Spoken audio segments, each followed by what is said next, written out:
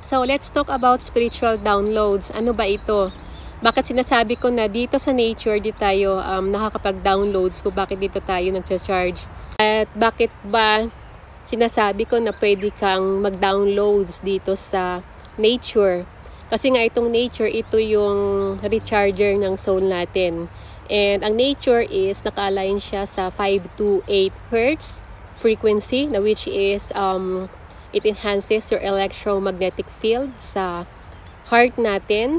So, dito sa nature, katulad ng sinasabi ko rin dati na itong nature, this is my library. This is my church. This is my hospital. Kasi ang nature is nagbibigay ng healing sa atin. And also, this is my library kasi nga ang nature, it holds information. So, katulad na lang ng puno na akala natin is just wood. Ang puno, kapag zinom mo yan or pasukin mo yung mundo ng puno, so yung puno, di ba, nag-absorb siya ng water from earth ground. So yung water na yan, water holds memory and water holds information. So katulad ng body natin, yung body natin is 60 to 70% water, na which is yung DNA natin, it is also hold information.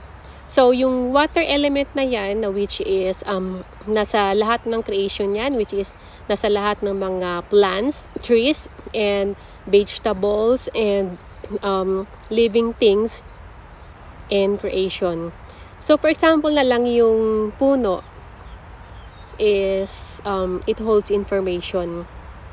So, yung ano ba yung ginagawa nating papel, 'di ba, puno? So, yung puno ginagawang papel, and then sinusulatan natin ng mga information or knowledge. So, meaning when it comes to energy, so para lang din itong ecosystem. Kumbaga nire-recycle lang nila.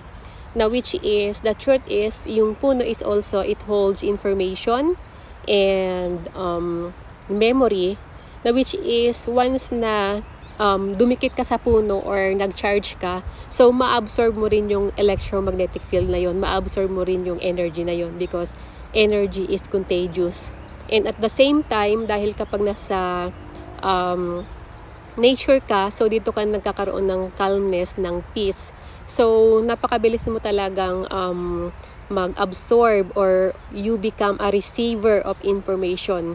So this is the reason why na kapag nandito tayo sa nature, so merong mga tao na pag-uwi nila ng bahay, nagiging madaldal sila or nagiging very creative sila kasi nga marami silang mga information na na-absorb or nasasagap dito sa nature. So kung ang matrix or ang society or ang city, so dito maraming wifi, maraming mga electromagnetic field na which is dangerous sa body natin, sa health natin. So dito naman sa nature, ito yung may pinakamalakas na organic wifi or